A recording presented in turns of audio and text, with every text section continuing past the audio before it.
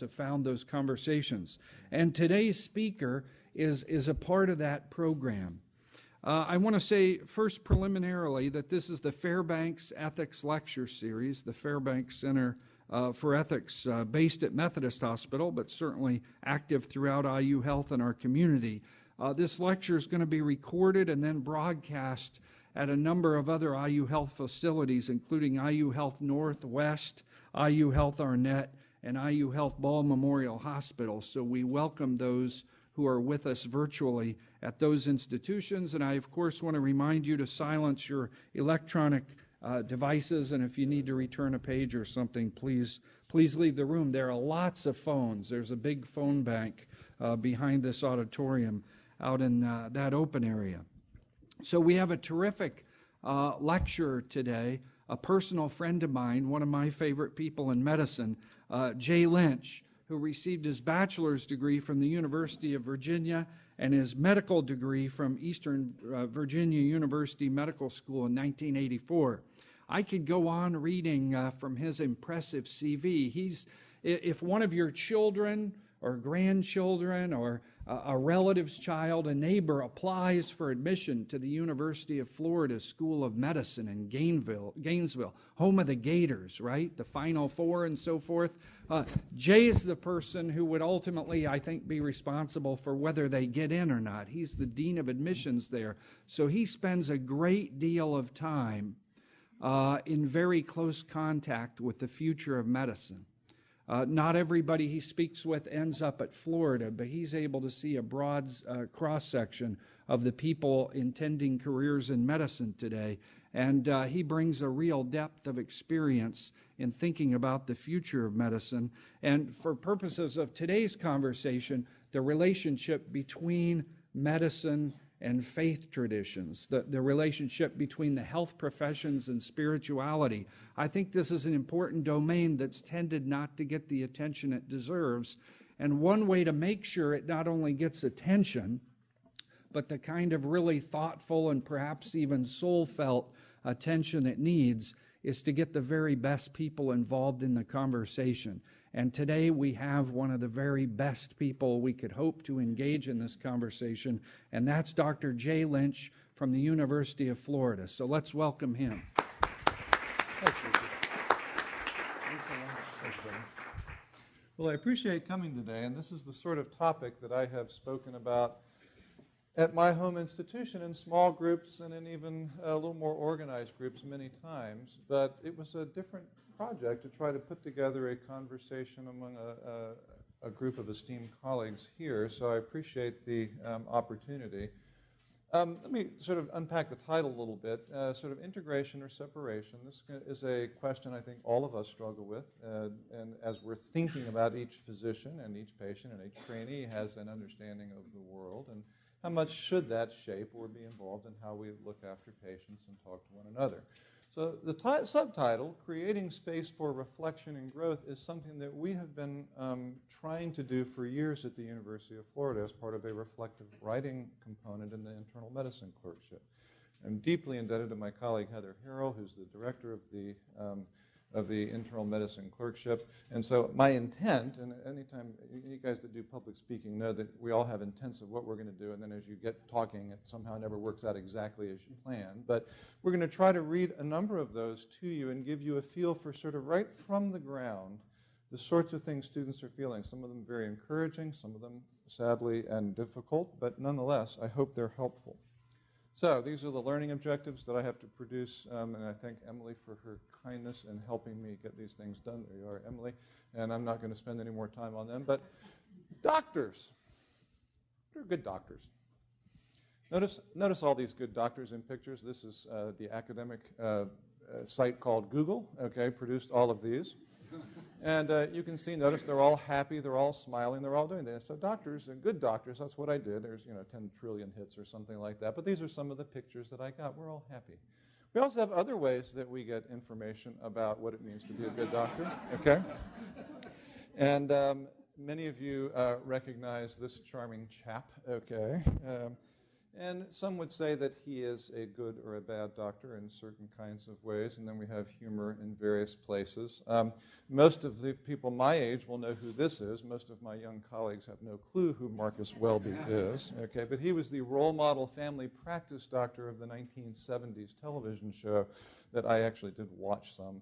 That's probably the last medical television show that I watch. I find them awfully off-putting for the reasons I do this all day long. The last thing I want to do is watch somebody do it on TV when I get home. Okay, but I know many of my students love Scrubs and Grey's Anatomy, and I think that's Scrubs and that's Grey's Anatomy. Is that right? Okay, you can show how little I know. All right. So every interview day when we start off, I always ask the applicants, and I'm going to ask you all, what do you want in your doctor? And this is the part where you talk, and where I'm very comfortable with silence. I'll sit here and stare at you until you all tell me. Okay. What do you want from your doctors? Listen. Say again. Listening. Okay. Say again. Competence. I like that one. What else? Feelings. No, healing. Information. Healing. Yeah. What else? Compassion. Dialogue. Yeah. Talking. Knowledge, competence. Yes, it doesn't. Please, one more. Someone you don't feel like is trying to rush you out the door to get to the next patient. Amen. Okay. So it doesn't matter where I ask this question, and it doesn't matter in what form. If I'm talking to 23-year-olds applying to medical school, if I'm talking at nursing homes to older students, and everybody in between, I get exactly the same list from every group, every single time. It is amazing. Okay. So that then brings us back to a larger question. What is the goal of medical education? What exactly are we trying to do? And we could talk about this, but I'm going to watch that clock because I'd like to leave some time for questions at the end. We do have some facts we have to get into people, right? There's certain, those of you that are first and second year medical students, there's a whole lot of facts we got to get into your heads, okay? We also have to give you some clinical skills. It's not a bad idea to use the outmoded thing called the stethoscope, or how to read x-rays, okay, or how to actually have a conversation with someone. Clinical thinking, learning how to reason, not just to take information, but to actually know what to do with it and to be able to create knowledge from that, which I will explain what I mean by that in a minute. Communication, I've mentioned. We'd like to observe patients. There's a lot to be learned by just quietly watching and seeing what patients have at their bedside, what their family is doing. Much to be learned from them. We want to make a human connection, and at the end of the day, we want to treat patients like individuals, and that's kind of what everybody says to me when I ask. And so if that's the goal of medical education, the question is, how do we go about doing that? My first reflection is actually from a student who watched the movie Wit. How many have seen the movie Wit? Raise your hand. Only a small group of you. So for briefly, this is a story I would hope every medical professional will watch at some point. It is the story of Vivian Baring, who is a professor of English literature specializing in the metaphysical poetry of John Donne, of fame, Death Be Not Proud. Many of you have heard this poem. And it's called Wit, not because it's funny in the sense she has a dreadful disease. She has basically incurable ovarian cancer. But in that hour-and-a-half film, they pack in every bad thing that can happen at an academic medical center to this patient, and it's called Wit because it is her analysis of the various things that happen. She offers great insight. I show this as part of our oncology course to medical students. So every Florida graduate has seen this. Well, after we showed it 2 years ago, a student gave me this, and I'll just read it to you. Dear Aunt Rick, today in medical school we watched a movie called Wit. I do not know if you have ever seen it. It is about a scholar and an English professor who's diagnosed with ovarian cancer. Even as I write this, I am tempted to replace the word ovarian with the word pancreatic, as the main character reminded me a lot of you. This movie describes her struggle, both with the experimental treatment she consented to and her research-driven, emotionless doctors. One reason I particularly captured with this movie was the likeness of Vivian Baring, the protagonist, to you. She was a teacher, never married, had no children. Little things reminded me of you, too. She liked popsicles, just like you did. She loved Beatrix Potter. It hurt so much to see the pain Professor Baring was experiencing. I remember laying with you on Thanksgiving Day 3 years ago and asking you how you were feeling. All you could say was that you were in so much pain. I wished so badly I could somehow have alleviated it. I felt powerless, could not understand why God was allowing this to happen to you. Although you asked that we did not come up to see you at Christmas right away before you passed away, I felt like I saw you again today in the movie. She goes on and then actually recites or has the entire text of the poem. I commend it to you as something to read. Very thoughtful. So, students at every stage of medical education are taking what they are seeing and they are actually reflecting in their own life and what this means and what this reminder of other individuals and particularly close family is real. So one academic-y sort of philosophical thing I just want to show with you and break up the sort of sublime with the rather tedious. So when I think about the project of medical education, it looks like this. Information, data, bits. This is all the nonsense you have to learn. Nonsense, that's a terrible thing to say. That's all the information that is required to have a conversation. Everything like the Krebs cycle or like the anatomy of coronary arteries. What happens with cholesterol biochemistry and how it gets deposited into the arteries. And when you tell a story about those things, such as the deposits of cholesterol plug up the blood vessels, causing ischemia, leading to lactic acidosis, producing chest pain. When you tell a medical story, I call that knowledge. And then what we use this knowledge to do is, at the bedside, praxis, what we do with a patient. All of it governed by wisdom kinds of questions. And what I would ask is, anybody have any ideas what I mean by wisdom questions? Let me offer you one. What does it mean to be human? I asked this on interview day, and for the sake of time, I won't ask you all to give me all of the answers. We talk about everything. Most people don't say it is the natural outworking of 23 chromosomes sort of working their way out in biochemistry. That's not the common answer. All the things that you all talked about are the sorts of things that you want from your doctor are part of what it means to be human. And then that's a little ethereal to the applicants on Friday mornings. So I'll say, let me ask you one that sounds a little bit more relevant. What's it mean to be a healthy human being? And can it be that a person who is actually dying of cancer in a room you're standing there with is a healthier human being than me? I'll tell you, I've had that feeling on more than one occasion. So these are important questions to think about, aren't they? I mean, we're going to be physicians, we're going to be, all of us in the various healthcare professions, whether we're nurses, physicians, or whatever we're doing, are struggling to sort of think about this. So finally, information is about acquisition, knowledge is about integration, praxis, translation, and wisdom about the process of reflection. So it comes back to our sort of thinking about reflection and trying to build that into how we are training and thinking about new doctors. This brings us to professionalism. How many of you like the word professionalism? Let me see a hand, okay? Only 3 people like it, okay.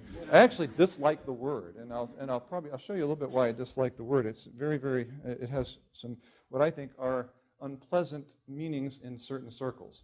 But let's go back. So Hippocrates first led us to think to abstain from every voluntary act of mischief and corruption.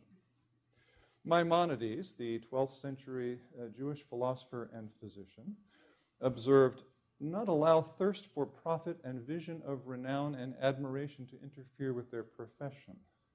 I remember when I first saw that, I thought, this isn't exactly new that we struggle with this. 800 years ago, this was an issue, if I'm doing the math correctly, okay?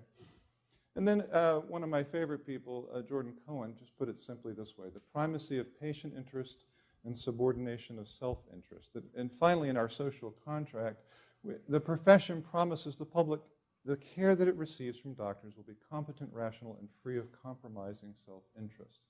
But this leads us to, so everybody would agree, that's a great thing, okay?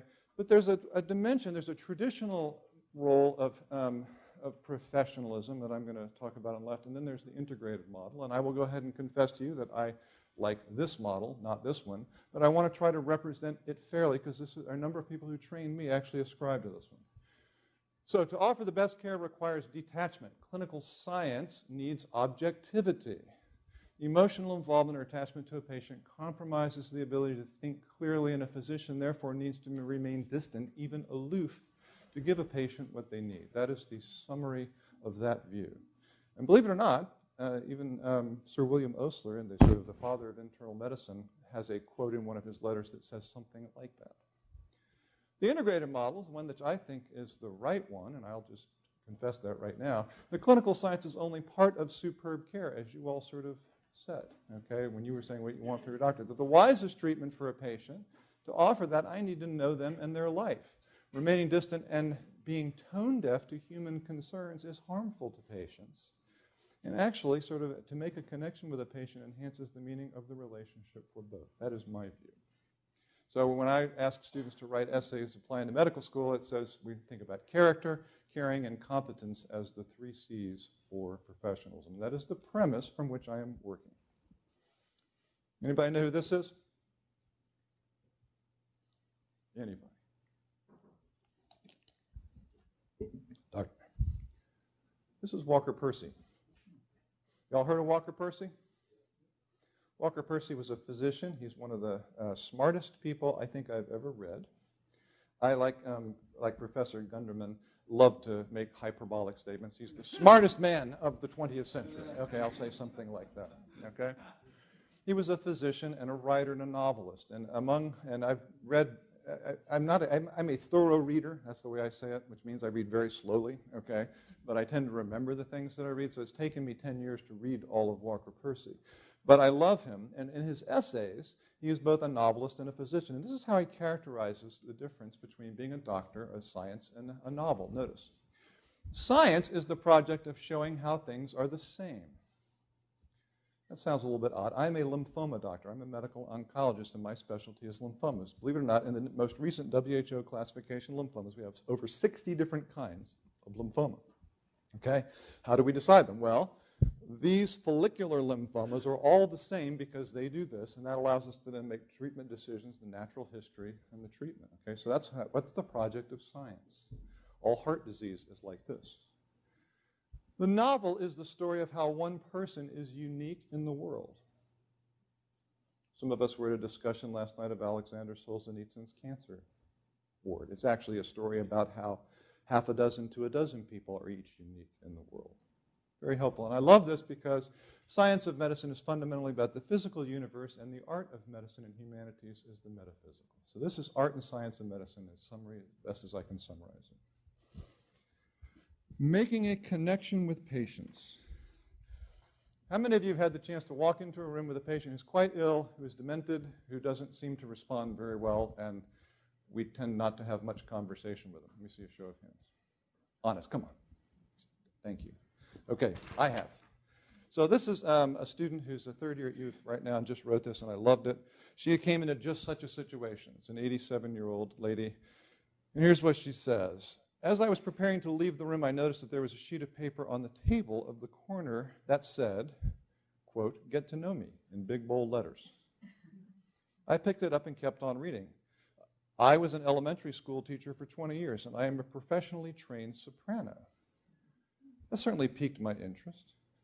I've always loved opera and for a long time wanted to make a career of it, but unfortunately, I do not have the powerful stage presence that it requires. After reading this, I thought, what a pity that I couldn't talk to this person. She goes on to then describe how they had the niece in the next day. They had done some palliative care sorts of things for this patient. And then the patient, okay, she joyfully told me how my patient, this is the niece talking, came from a musical family, that all her siblings played a different musical instrument, about the duets in church with her sister, who was an alto. I mentioned to her that it was such a pity I couldn't talk to her myself, and her niece replied, well, you never know. She might surprise you. You should spend a little more time with her.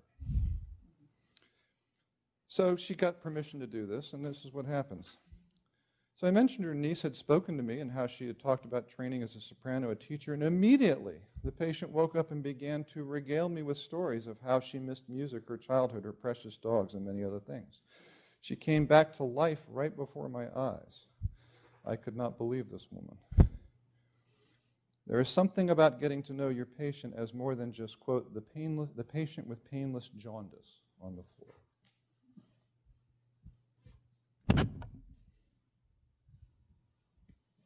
There are things that get in the way, though. Those of us that are actual faculty and have to sort of have our RVUs, Richard and I have talked a little bit about that.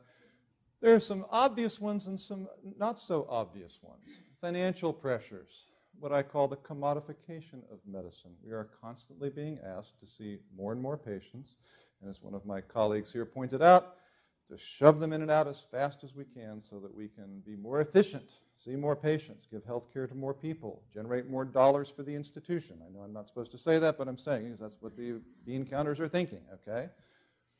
There is fear of offense in thinking about these sorts of things, particularly, what are the two things you're never supposed to talk about? Politics and religion, right? Okay, so golly, I don't want to do that. That's a violation of some general Western rule. Okay, well, I'm not a rule person. But fear of offense is a genuine. What are people going to think? Fear of the unknown, our own discomfort. Not everybody has the same level of comfort. And when I say creating space for this, I'm not trying to force anybody to do anything they're not comfortable with. But there's also some less obvious and things we don't have time to talk about this morning. The dominance of modernist thinking in medicine has tended to call these things soft. You heard that term? Okay? That's not a compliment. And then social pressures, which Peter Berger at Boston University has been the person who's written the most about this, about the social pressures of secularization, not secularism, but secularization, pluralization, and privatization. And so those are in the background and invisible to most of us, but important in Western culture and making us think that this might not be such a good idea. So an argument for why this is important, I would add from the ethical principle of beneficence, that if it's important to patients, and we'll talk about that it should be important to us. There are many documented benefits when people stop to think about this in terms of quality of life and coping. I will show you just a little bit of that evidence. It's important in understanding how patients and their families approach medical decisions, because whether they're willing to tell us or not, one of the students last night made a brilliant observation that patients are sizing us up to feel if it's safe to talk to us about certain kinds of things. And our body language and the way we speak answers that question for them, so many of them are, okay. And I've been told, I could tell, not interested, didn't want to know. Okay, all right, so, but it's behind how people are thinking. And then the medical benefits, I will just have one, notice I have, what I mean by that. I mean, there's a lot of talk about, does prayer prolong survival? Y'all heard this? Yep, okay. And you may say yes, no. While I understand the desire of people to try to find a clinical trial tool to measure the utility of something like faith or spirituality, what I came with, and I shared this with my wife and she liked it, so that means it's a good idea, okay? Using randomized trials to determine the utility of prayer is like using an echocardiogram to tell if a patient has a good heart. Do you understand what I mean by that? It is a metaphysical question, not a physical one, and therefore a randomized trial to look at whether you live a month longer if random people pray for you is kind of almost, it almost sounds silly to me. I mean, what are we going to say to the other group? I'm sorry, no one's allowed to pray for you guys. Okay?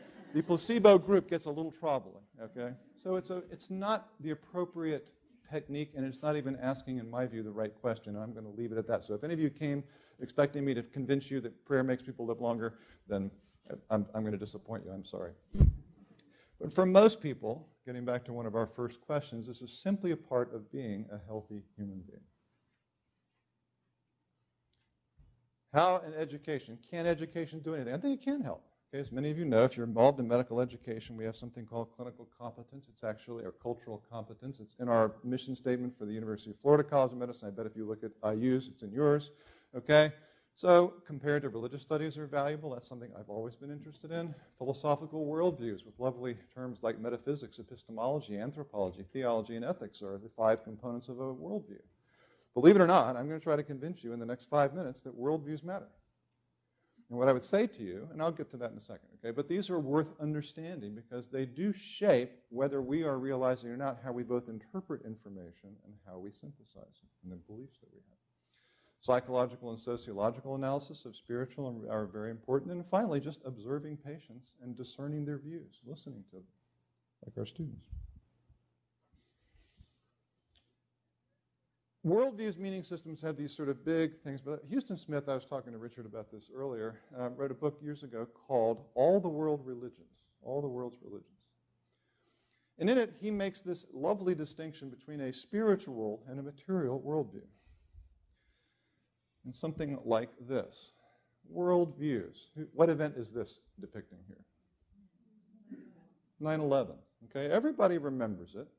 I evidently am the only person of my generation. I'll be 55 later this month.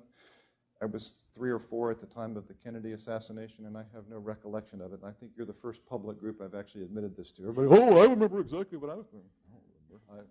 I guess I was just a dumb kid. I don't know. But everybody remembers 9/11. But the point is, everybody brings different views to it. And if you read what people write about it, they offer alternative explanations of it. This is what we mean by worldviews. Moreover, when you're thinking about sort of the spiritual dimension of medicine, Houston Smith's metaphor is this. If you imagine the sea, icebergs actually derive from the sea, right? So in the scientific materialism worldview, as unique, the entire universe is nothing but material, and all that we are as humans derives from that material universe. So all of our thoughts, all of our hopes, all of our passions, even as Bertrand Russell put it, is the accidental collocation of atoms. Okay? In all the religious views of the world, it is quite the opposite. That the material world on which humans live and in which humans live is actually part of the sea of a spiritual world. And I don't want to get into distinction between pantheism and theism and all this kind of stuff. But that's the basic distinction. And I tell you this, I've been saying this for years, and it turns out a student just recently, who is in fact a scientific materialist, wrote a piece expressing this. So I'd like to read parts of that to you, if I can. He's looking after a gentleman who has what appears to be hepatocellular carcinoma, and it's incurable. And he's talking about going to see an alternative physician in New Mexico. And the student writes this. He was very calm, that is the patient, even after he was told. I could see him processing it, turning it over in his head. Later that day, during a paracentesis to relieve his ascites, he said to us again, almost out of nowhere, everything's going to be okay. His religious beliefs and the attitude were comfort to him. He talked about Krishna's will and how we don't have physical bodies, but we are actually spiritual ones. He even gave me a pamphlet. He wasn't certain that he'd be cured by going to New Mexico. Krishna's will again. But he did, and he thought it was worth a try. I think he'll probably die within a year or maybe 2. And I'm not a believer myself. I don't believe that Mr. V is going to be reincarnated or even that he'll persist in any way after death except in memory. My own belief is that we are physical beings and that whatever spirituality emerges is from the physical. Okay? So I don't share his beliefs, but I was glad he had strong ones. I had the deepest possible admiration for his attitude, his practice, the way he was living, and the way he was facing the idea of sickness and death. His calmness, his certainty that in the end there's no point in being afraid of death, and what happens will happen, and his quiet resolve to do the best he could with the time here and accept the outcome as it came, and above all, his kindness and total lack of anger. He then goes on to say, I thought a lot about myself while I was thinking about Mr. V, and how I will deal with sickness and death when it comes, about how or even whether it might be possible to reach the same tranquility from my own different set of premises.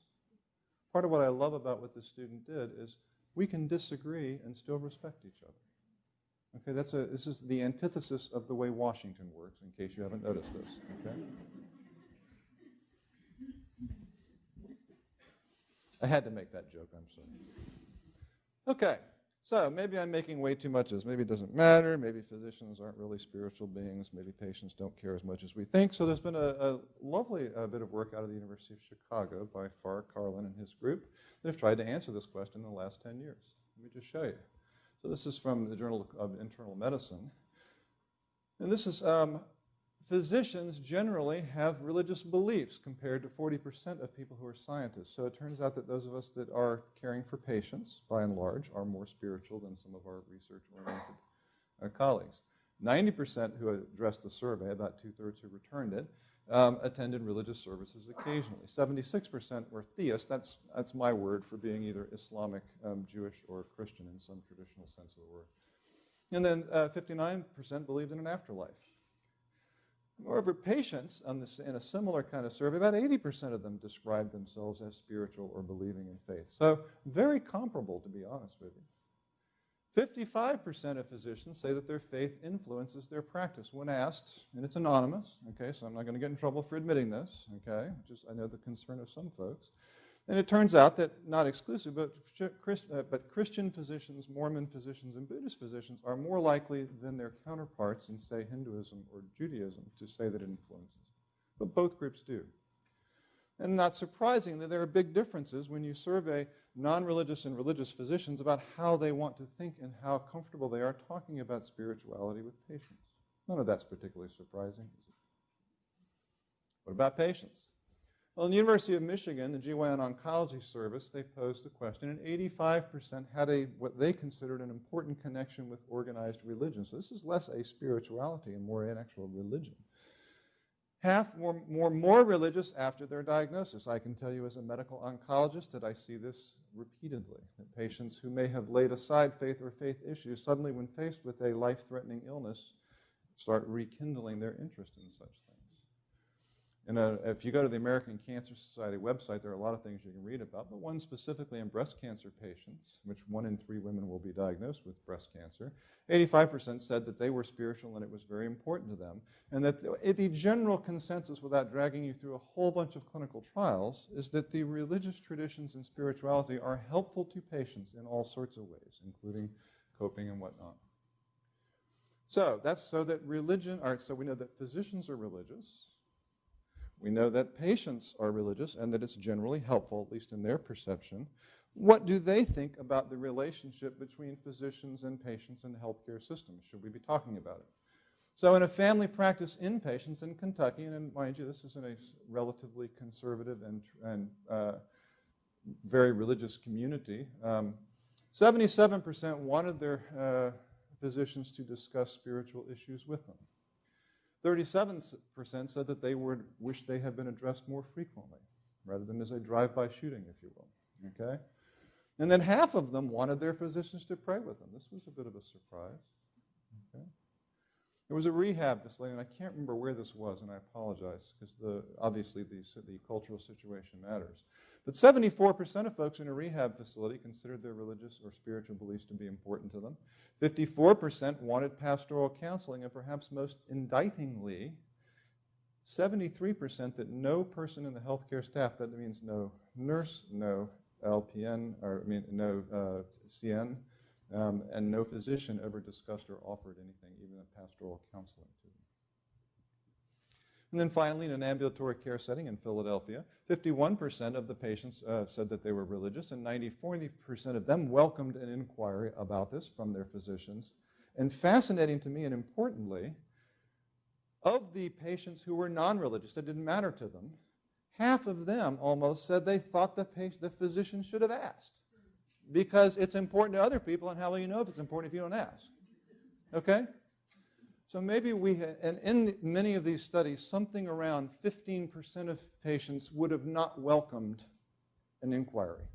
Hey, well, is that a good reason not to do it?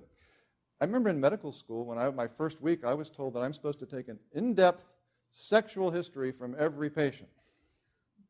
And I'm sitting here thinking, really? You have a sore throat, I'm supposed to ask you all about sex? Seriously?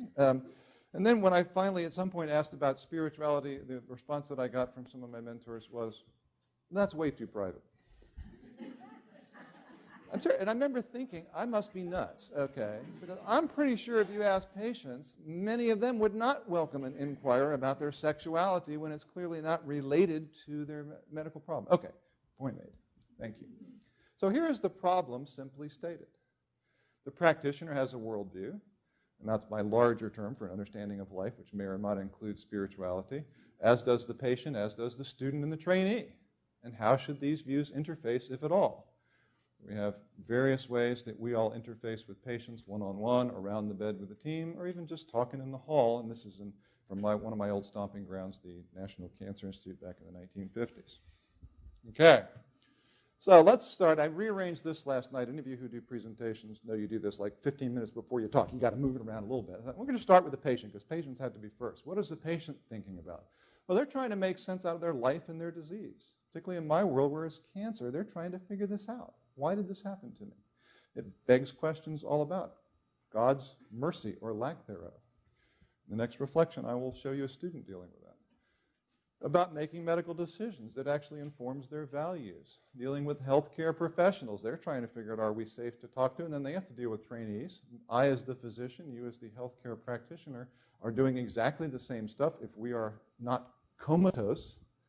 Okay, when you walk around the hospital and you see difficult things going on, it's got to cause us to think about some of these questions. It informs how we understand medical and ethical decisions, and then we're dealing with our own family and personal issues. Whether we want to bring that to work and talk about it, it is nonetheless in our hearts and minds while we're taking care of patients. Then I feel bad for my students and residents because they got all the above, plus they got to figure out what the faculty and the residents want them to do. And if Lynch is you're attending, then you're maybe supposed to talk about this. If my friend Dr. K is you're attending, who's an atheist, I'm not sure we're supposed to actually talk about this. So you guys are in a harder position, I think.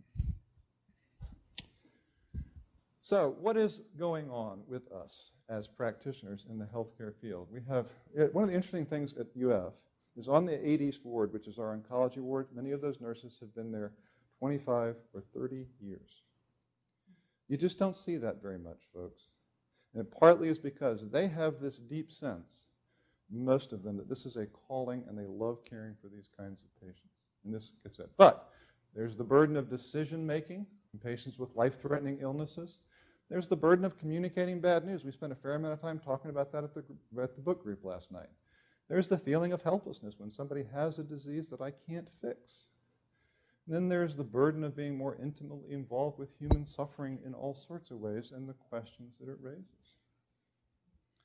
We really can't get out of this, even from my friends who would like not to talk about it. It's going to be there. And it's going to be doing some work in your mind and heart that can either acknowledge or not. The things that we don't want do come. Here's a student who's actually caring for one of my patients. This patient is a very young man, 19 years old, who developed pulmonary fibrosis from an unknown etiology, got heart transplants, was busy working, then developed a post-transplant lymphoproliferative disorder, a PTLD, and ended up passing away of a complication CMV pneumonia. And this student is now writing this, and he read this in a group of us, as if he's speaking at this young man's funeral. So why, you ask me, all you fine, devout loved ones, why would God strike down such a young little firecracker at what was clearly the threshold of a life that was ready to begin? Well, the answer is quite simple, in fact, because that makes it hurt more. Because when push comes to shove, God enjoys seeing us cry. It gives his meaningless existence joy. Sitting up there in the clouds gets kind of lonely after a few millennia, and the only thing that gets the divine adrenaline pumping again, like kicking around a few ants. That's why he gives us all these happy things in our lives, friends, family, health, hope, just to abruptly snatch it all back without warning at the most inopportune moment. He then goes on, I'll skip a bit, but the sad truth of it, friends, I tell you, this fine gathering of woe bearers with your straightest face I've got, if all of those things had been the case, that fine God of yours you pray to so devotedly might just have left poor little Eric alone. But this way, it hurts you all the more. This way, there is no meaning in it, so it works best for the Almighty. He goes on, this is 3 pages, okay? I appreciated his honesty and sort of laying out there the things that many people push to the side and won't at least think about. So how do we proceed? What do you do? And I want to offer you, this is not in his job description, the police officer standing there shielding a child. But no one would look at this and say anything but, what a good guy. So, ways to think about this. It is more important in some disciplines than other. Primary care oncology, I see, are pretty important. Talking to my friend Dr. Gunderman, he's going to hit me. I'm saying radiology, maybe not so much. Okay, pathology. But what I mean by that is not that radiologists aren't caring people, but that you literally can sit quietly and not have much of an interface with patients and do your job as a radiologist. So I would say that the more front and center patients' lives are as part of our practice, the more important this is. I always also want to stop and make this comment. In fact, Richard and I talked a little bit about this morning. This is a treacherous area in dealing with psychiatry. Because many patients, particularly those with strict thought disorders, have religious delusions that make it difficult to know how much vulnerability as the care provider is appropriate. And so I have friends, psychiatrists, we talk about this sort of thing. They have to be very cautious, and so I want to give them space to be there. But what I would suggest is that each of us take a little bit of time and think about this and ask ourselves, are we doing it right or aren't we? Are there ways that we can do it better? So there are three basic models. Okay? The first is complete separation, what we might call compartmentalization. It is often a philosophical decision of a physician, and often, but not always, in the folks that ascribe to the traditional understanding of professionalism. Such physicians still deal with the weight of disease, and you still need to go and address it when patients bring it up, because it's not going to stop them from doing it. My friend Freddie, who I was mentioning earlier, we share clinic space together. He was one of my attendings when I was a fellow at the NIH. He's pretty much a straight-up atheist, and we talk about these things on a fairly... What do I say when my religious patients come to me and ask me to do this or do that? And I think we have fun talking about it, and we have a healthy conversation about it. Complete integration, which, that may sound odd, but there are certain religious medical schools and certain communities where it's just an expectation that spiritual care is part of your medical care and the two are inseparable. What I would advocate for is some careful integration, careful and thoughtful. I mentioned I'm not a rule person, so I'm not the sort of person who's going to tell you you ought to do it this way, you ought to do it that way, but rather some general principles and then discern at the time when you're talking to somebody what makes sense and what does not. Ethical decision-making comes up. Many people, and I'm just going to throw this up here, I mentioned it last night. All of us, whether we like it or not, have our spiritual beliefs that influence and inform our understanding of ethics. And so there are 5 categories that I put in. Something that's morally and medically appropriate I can do myself. Something morally and medically appropriate I will refer for, but I can't do. Stuff that may be questionable, but I don't have serious objections to. But then these last 2 categories are the ones that it can be a bit restrictive. There are things that are medically and morally unacceptable. People typically go to sort of charged issues, such as physician-assisted suicide, and that's one that would be in this category for me. But there's even one that just came up recently. I had a patient who wanted to go participate in a clinical trial, and it was a clinical trial that, as I looked at it, was completely unethical. The patient was being asked to pay $10,000 to be part of this, and it was in the great state of Indiana, actually. It was not at a IU medical center, okay, but I had to figure out I was not going to participate in sending her to this. I could not tell her she could not go, but as we got to know each other and as we talked, she gradually began to see the wisdom of real research that is valuable has to be free to a patient. You can't be asking them to pay $10,000, which was the cost to be part of this unproven clinical trial. And then finally, the last category, things that are morally and legally unacceptable, and I'll notify the authorities. Child abuse, elder abuse. These are things I am required by law and by my own conscience to intervene. Okay? So I said that our worldviews inform how we think and what we do, and as I've said to some of you privately, people tend to think of culture wars, and that's the last thing I want to think about. Here's a beautiful example. This is one of my dear friend students who is struggling with how his faith needs to inform who he is, and it's a very sort of reflective study. He's gone on the wards, and it just starts, I'll read out, fat, ugly, stupid. These are terms I thought had died with grade school. Sometimes more sophisticated terms like histrionic terminal are used. He then goes on to lament how he hears them quietly, either in the quiet of the room or at the bedside, being used by people caring for patients. And here's what he says. He then says, but how can I point my finger at them? Because I find myself thinking the same things and being irritated by patients. Here's what he says. These thoughts and feelings stand against my belief in the Christian idea that because man was created in the image of God, all people are of remarkable worth and beauty. Needless to say, I am not talking about physical beauty or any form that appeals to our senses. It is an inherent personal worth and value that cannot be quantified or even qualified. It just is. This is also not to say that people do not show moments or even periods of ugliness. Rather, it claims that despite these flaws, at their core, they are intrinsically beautiful. Therefore, every person, every patient is worth our care and compassion, and simply put, I was failing to see the beauty and the particular worth of some challenging patients. I heard something recently that helped me to think about this productively. In an essay entitled On Beauty and Being Just, Elaine Scarry, a professor of aesthetics at Harvard, argues that seeing beauty in our surroundings causes a radical decentering. In other words, it humbles us, not in the sense that it makes us think less of ourselves, but rather we think of ourselves less. I love that. Did you catch that? Let me read it again. Not that we think less of ourselves, but rather we think of ourselves less. It frees us from our self-preoccupation and places our attention on the object of beauty. Scarry's argument is that recognition of beauty motivates us toward justice by wanting to see more beauty in the world.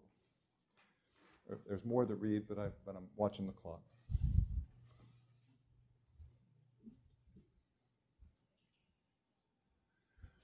So, I said there are concentric circles, if you will, of ethical sorts of responsibilities. There's concentric circles of conversation.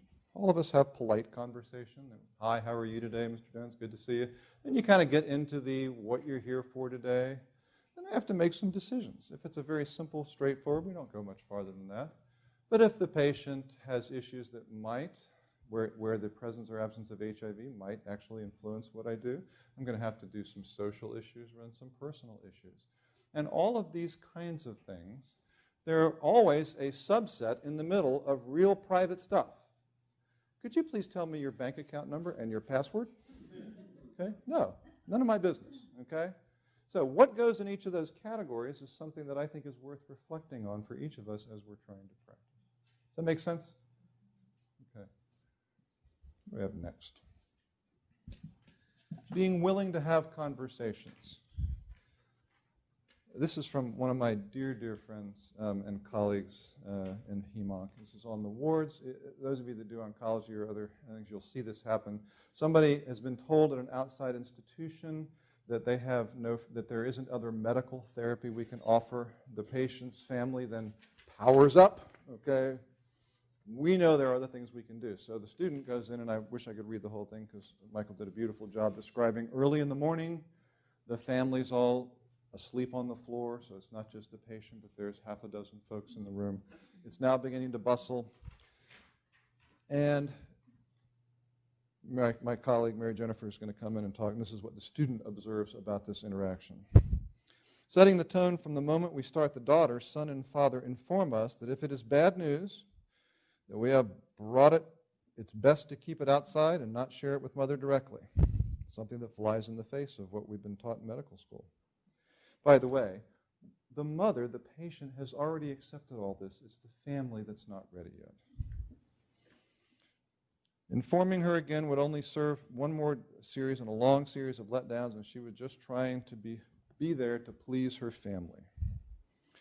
Her life had brought her from one side of the world to the other in search of hope, a place where she could raise her family in prosperity. In a twist of fate, however, today, I must help deliver the news that despite their best efforts, there is no more medical hope that we can offer. As the doctor and I started explaining, the eyes of the youngest daughter have fight in them. Any of you know exactly what we're talking about. There is no way that this is the end, she said with her body stance. It wasn't then when she heard those words in Orlando, and it wouldn't be today. But then something changes. As she sees our tears build up inside us, her aggressiveness melts. And there is a moment of mutual understanding that we are not here to condemn, but rather to console. At that moment, the family turns in, hugs as tears flow, and begins to accept what their mother has already accepted. The beauty that I see in this of the willingness to have those conversations and to have more than the I'm standing outside offering data, but I'm here as another human being, and I'm sorry. I wish it wasn't the case. Okay. How do you talk about this stuff and where? I'm watching the clock. We've got 2 more minutes, so I'm going to race. The social history is the greatest part of the entire medical interview. Did you all know that? This is the excuse for me to actually just find out. Tell me about yourself. Where are you from? Tell me about your kids. Tell me about what's going on in your life. When I attend on the wards, I make the house staff and the students always tell me one non-medical interesting fact about the patient that nobody else knows. Why do I do that? Because then it's never going to be the patient with non-Hodgkin's lymphoma in room 32. It's the guy who used to rebuild Corvettes in his garage who's there with lymphoma. There's a humanizing effect, and I love doing that. How much self-disclosure is valuable? Each of us is going to have to make that decision ourselves. It was a big deal for me, and I'm going to be very personal here with you for a minute, whether to be in pastoral ministry or whether to be a physician. So this comes as a somewhat natural part of my character, but I understand that in many ways, not just this, I'm weird. Okay, I get that. So, useful phrases that the students have, that we've shared with one another. I care about you, and this is what Freddie says, my friend who's the atheist, when he's talking to the religious students. I care about you, and therefore, since it is important to you, it is important to me. Do you belong to a spiritual community? Can we, your team in any way, help you with the spiritual dimension of your illness? We have outstanding pastoral services here. Would you like to talk to one of the staff? And when somebody's pushing hard, and I've, my Jehovah's Witness who's giving me pamphlets on why blood transfusions are bad, okay? I'll say, even though we don't see eye to eye on a number of issues, there are a number of things we really can agree on, don't you think? And it's a way to sort of acknowledge that we're going to always have disagreements, be able to do it charitably and without getting our backs up. So finally, prayer, one that always comes up. We know now that physicians are religious and they pray. We know that patients are religious and they pray. We know that we have pastoral services. And we know this goes on. What about this? Praying with patients. Here's an interesting reflection. So the story, it goes like this, okay? Student goes in the room, patient's little mental status changes. Student says, I'm tired, hungry, grouchy, and I really want to be there. I'm going in to do the quickest thing so I can get out and get something to eat. And while they're there, in walks the chaplain, the Catholic priest. Passed by to talk to him, but noticed he was sleepy, decided to leave a couple of prayers on the table and say a few words. The patient was awake and mumbled a few words with the priest. I remember the prayer ended with, please God, give the knowledge to the physicians in the care of, to help him to health. As I heard those few words, my attitude changed completely. At that moment, I did not feel tired. I no longer felt hungry or the need to do an exceptional HMP to impress my team.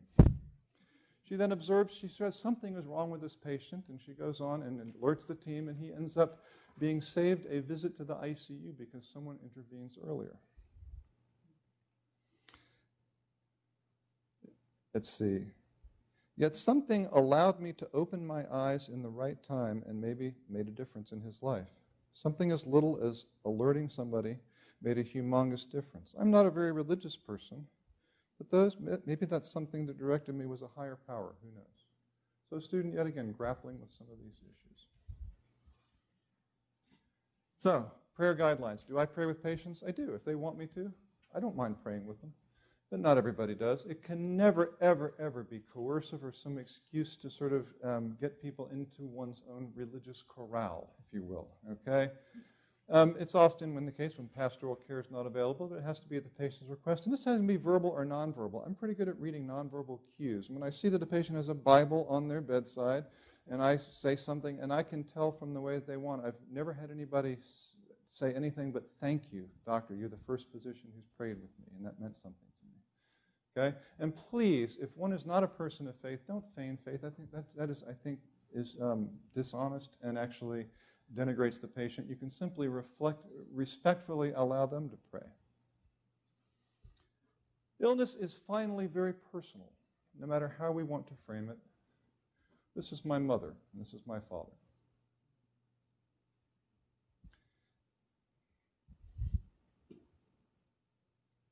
My mother died of breast cancer last June. And this is me taking these pictures, sitting here while she's in her bed, and my father quietly praying for him. He'll be 92 on Sunday, my dad. Here they are at their 60th anniversary, and yet life goes on. Here are my 3 grandsons who all live outside Washington, D.C. So these things remind me as a physician that whatever I'm thinking and whatever I know or don't know about a patient, they're real and they're personal. I want to take them very seriously. So, conclusions. Faith and spirituality are important to patients and healthcare professionals, including physicians, particularly in certain disciplines. Being at least acquainted with the common religious values of your patient should be a part of cultural competence as far as I'm concerned. And that we physicians need to give attention. And I would say all of us in healthcare need to give attention to how we will help patients as they struggle with their spiritual issues while being affirming and honest. And I will end with a couple of minutes for questions. Anybody know the artist? My favorite paintings? Yes. It is a Picasso. You are the second person in history of showing this for 20 years who knew this. This is an early Picasso, Ciencia y Cuidad, Science and Caring, probably a little autobiographical from his early period. Okay, his mom died when he was young. Here's the physician holding the hand of the patient, the spiritual and family dimension of health. And with that, I'll take questions. Thanks. That's great talk.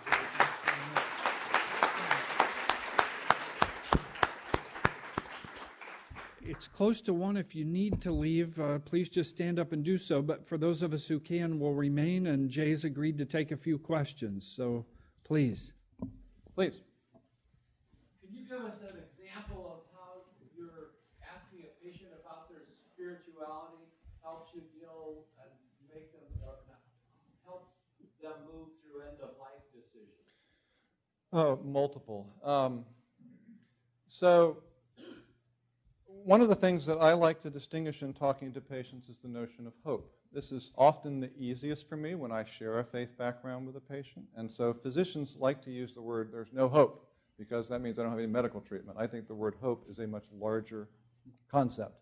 And even in my care of patients, as they are getting towards the end, I often say to them, if I know they are people of faith, you and I both know that this world and this life is not all there is. And we have those conversations, and they agree. They say, yes, I do, Doc. So that as we're getting towards the exhaustion, and I'll say in lymphoma, there are lots of treatments out there, and there's lots of things I can do, and there's several new ones just approved. But for some patients, it becomes more and more difficult, okay? And you finally get to the place, I tell them, you're going to help me decide when enough is enough. And so it's easier for me, I think, to talk about these things from some other people. Other ways, navigating through ethical concerns. Many people have the idea, here's a simple one, okay, not for end of life, but a young man who was very convinced that God would heal him without doctors. And he had Hodgkin's lymphoma and had a not this big on this, he looks like he almost was growing a second head. And as I explained to him, I said, look, I believe if you were standing in the middle of the road and a truck was coming, would you pray God to save you from the truck? Well, no, I'd jump out of the way, hopefully while I'm praying. Said, well, God gave me medical knowledge. I see medical care under the umbrella of God's goodness. And so all I'm asking you is to step out of the way of the cancer and allow God does the healing, we do the treatment. He went, okay. So he took his treatment and he was cured. So these are the kinds of simple conversations that sometimes they don't take as long as we think they are, but it's just helping people reorient. Like I said, is that helpful? Please, other questions. Yes? I was wondering if you could speak to the worldview that medical education kind of employs or reinforces, and whether that undermines or facilitates the ability to integrate faith and medicine. So which worldview do you think that medical education is advocating for, or the scientific materialism? Whether it's explicitly aware of it or maybe not so aware. So I would say that the world that I grew up in, scientific materialism, was the sort of assumed worldview of the academic. That's the world that I grew up in. And in that sense, it did not offer much other than it's an interesting social phenomenon, people's religious beliefs. I've always been a little bit of a rebel and never adopted that. And in my own way, sort of all the things I'm talking about are things I sort of had to struggle through without much assistance as a student and as a resident, as a fellow. I'd say that the world of medical education has changed, at least in my time, that many people, we have a faith and spirituality group at UF, and this is a movement everywhere. You go to ASCO, an American Society of Clinical Oncology, there are lots of these interfaces between the physical and the metaphysical, if you will. So I think there's a great deal of openness to it, largely because it's important to patients, and most physicians, when you pull them, actually are more religious than perhaps some of their academic ancestors. I don't know if that helps or not. Giving space is what I'm advocating, and I think there are people doing that, and I'm happy about it. Any other questions? Thank you all for your kind attention.